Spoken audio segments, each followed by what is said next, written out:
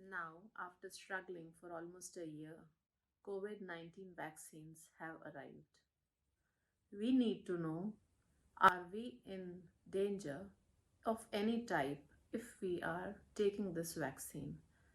और हमको कब ये वैक्सीन को प्रेफर नहीं करना है? पहले तो ये जानना ज़रूरी है कि क्या हमको इससे कोविड इन्फेक्शन हो सकता है? नहीं, हमको इससे कोविड इन्फेक्शन नहीं हो सकता है क्योंकि ये वैक्सीन्स कोविड-19 वायरस को यूज़ करके उसको इनएक्टिवेट करके भी नहीं प्रोड्यूस की जाती हैं। तो हमें किसी भी तरीके से इस वैक्सीन से डरना नहीं है कि ये हमको क्या कोविड-19 इन्फेक्शन तो नहीं करा देगी। ये जानने के लिए हमको ये भी जानना बहुत ज़रूरी है कि ये वैक्सीन बनती कैसे है। या तो ये किसी सिमिलर वायरस के इनएक्टिवेटेड फॉर्म से बनती है या ये उस वायरस के प्रोटीन को यूज़ करके उस प्रोटीन के अगेंस्ट बनती है, जैसे कि स्पाइक प्रोटीन जो कि कोविड वायरस का होता है, जिसकी मदद से कोविड वायरस हमारे बॉडी में एंटर करता है। उस स्पाइक प्रोटीन के मैसेंजर आरएनए से बनती है।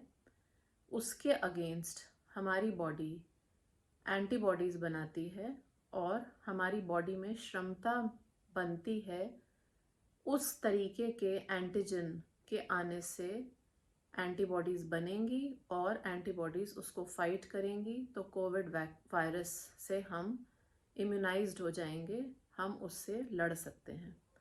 तो इसीलिए इस वायरस की वैक्सीन से, इस वैक्सीन प्रोटेक्टिव वैक्सीन से हमको कोविड-19 इन्फेक्शन नहीं हो सकता है।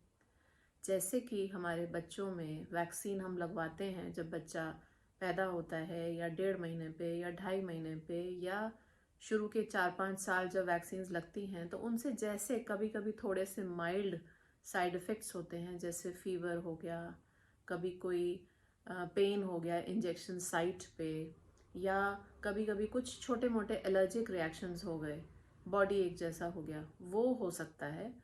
बट हमको कोई सीरियस साइड इफ़ेक्ट या रिएक्शंस नहीं होते हैं, बिल्कुल ना के बराबर हैं। तो इसीलिए इस वैक्सीन से हमको डरना नहीं है और हमको ये वैक्सीन एक्सेप्ट करनी है, क्योंकि तभी हमारी पॉपुलेशन इम्यूनाइज होगी और कोविड से हम अच्छे से लड़ पाएंगे।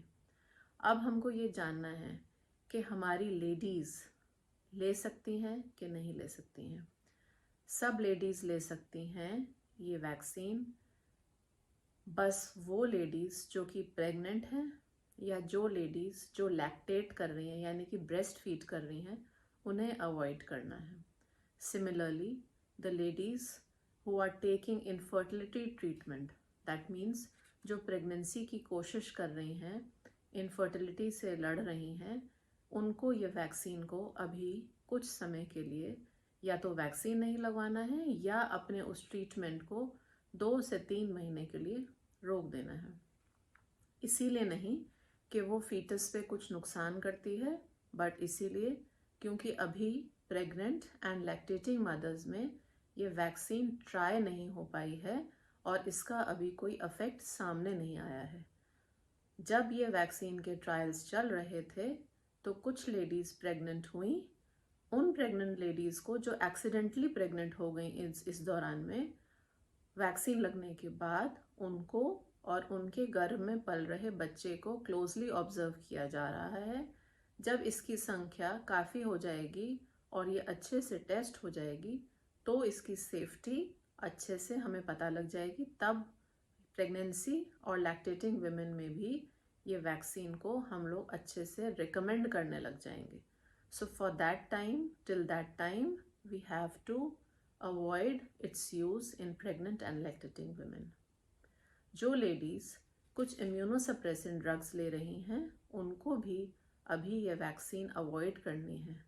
इसीलिए नहीं कि उन पर ये नुकसान देंगी, पर इसीलिए क्योंकि इम्यूनोसप्रेसेंट्स अगर आप ले रहे हैं, यानी कि आपकी बॉडी में इम्यूनिटी डाउन करने वाली मेडिसिन अगर आप ले रहे हैं, तो आपकी बॉडी उस वैक्सीन से अच्छे से एंटीबॉडीज़ नहीं बना पाएंगी और उसका जितना अच्छा इफ़ेक्ट आना चाहिए उतना अच्छा इफ़ेक्ट नहीं आ पाएगा। तो इसीलिए अगर आपको किसी जॉइंट प्रॉब्लम के लिए या कोई और ऑटोइम्यून डिजीज़ के लिए अगर आपको इम्यूनोसप्रेसेंट्स चल रहे हैं तो आप अपने डॉक्टर से सलाह लेकर ही वैक्सीन के बारे में सोचें। चिल्ड्रन जो कि 18 साल से छोटे हैं, बच्चे जो 18 साल से कम उम्र के हैं, अभी उनमें भी रिकमेंडेड नहीं है। 18 के ऊपर ही फ़िलहाल ये वैक्सीन रिकमेंडेड है। जिनको एलर्जिक रिएक्शंस होते हैं किसी वैक्सीन से या कोई और एलर्जिक कंडीशंस हैं, उनको भी अभी ये रिकमेंडेड नहीं है। अगर आपको इसके बारे में अधिक जानकारी लेनी है तो अपने ट्रीटिंग फिजिशियन से या अपनी गायनेकोलॉजिस्ट से, ऑब्स्टेट्रिशियन से, प्रेगनेंसी देखती हुई महिलाओं डॉक्टर्स से ज़रूर संपर्क करें और अपनी वैक्सीन के लिए ज़रूर जानकारी लें। Thank you so much.